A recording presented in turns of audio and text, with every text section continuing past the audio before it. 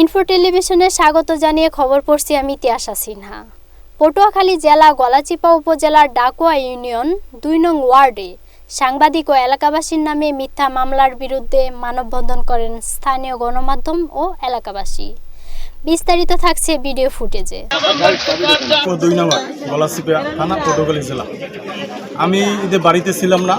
ঈদে বাড়িতে না থাকার পর ঈদের ১০-১২ দিন পর আমি জানতে পারি আমার নামে একটা সামান্য ঘরের পাশে চারপাশে কেরোসিন ঢেলে মানে ওষাঘরে একটা সামান্য লতা আসালি যেগুলো আছে আগুন জ্বালাইয়া থানায় একটা প্রথম জিটি করে।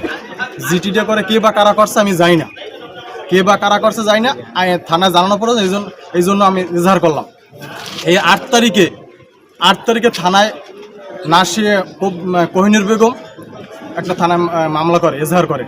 এই মামলাটা জানছি আমরা প্রায় ২২ তারিখে, আমরা কেউ যাই না। আমাদের বাড়িতে পুলিশ গেছে, যাই বলছে বাড়িতে গেছে, তো আমি বাড়িতে বুঝতেছিলাম না, আমার বাপ মা দেখছে।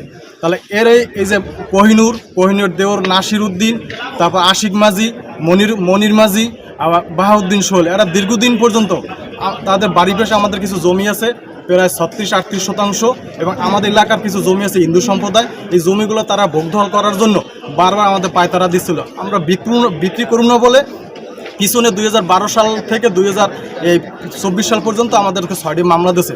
এই মামলা দেওয়ার পর প্রত্যেকটা মামলা আমরা রায় পাইছি।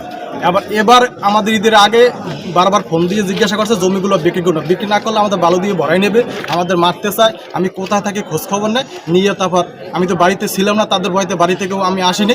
কিন্তু আমি ২২ তারিখে জানতে পারি আমাদের একটা মিথ্যা মামলা দিয়েছে। এই মামলাটার জন্য বিচার চাই, ন্যায় বিচার চাই এবং প্রত্যাহার চাই।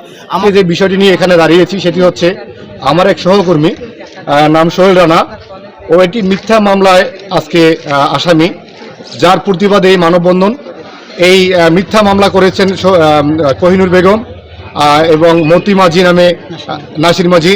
তারা এই মামলার মূল নেপথ্যে, তারা নায়ক। তারা আসলে কর্তৃপক্ষ একটা জমিন নিয়ে তাদের বিরোধ থাকার কারণে এই মামলাটা দীর্ঘ কয়েক বছর যাবত এই মামলাটা তারা করে আসছে, এবং এর আগেও 6টি মামলা করেছে এই গ্রুপ কোহিনুর এবং তার গং যারা রয়েছে। তারা এই মামলা করার পরে তারা এই আসামি পক্ষ বারবার রায় পাওয়ার পরও এই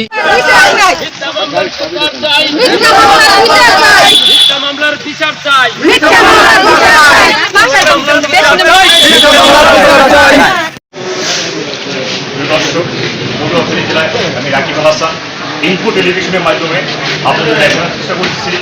এখানে গলাচিপা উপজেলায় রানামাঝি নামে সাংবাদিক রানামাঝি ও এলাকাবাসীর নামে যে মিথ্যে ও হয়রানিমূলক মামলা দেওয়া হয়েছে, আমি যদি আপনাদের দেখাই, এখানে কিন্তু শত শত শত মানুষের ভিড় জমেছে এই মিথ্যা মামলা প্রত্যাহারের বিরুদ্ধে।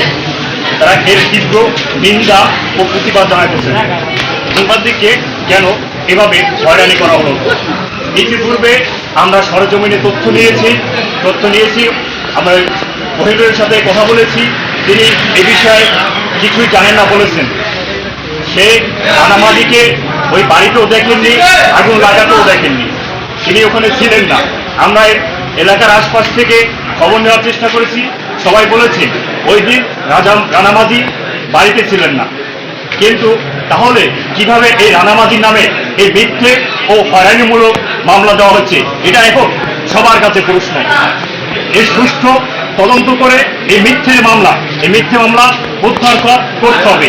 এই দাবি নিয়ে আজকের এই মানববন্ধন করা হয়েছে। পটুয়াখালী জেলা থেকে রাকিব হাসান, ইনফো টেলিভিশন। এতক্ষণ ইনফো টেলিভিশনের সাথে থাকার জন্য ধন্যবাদ।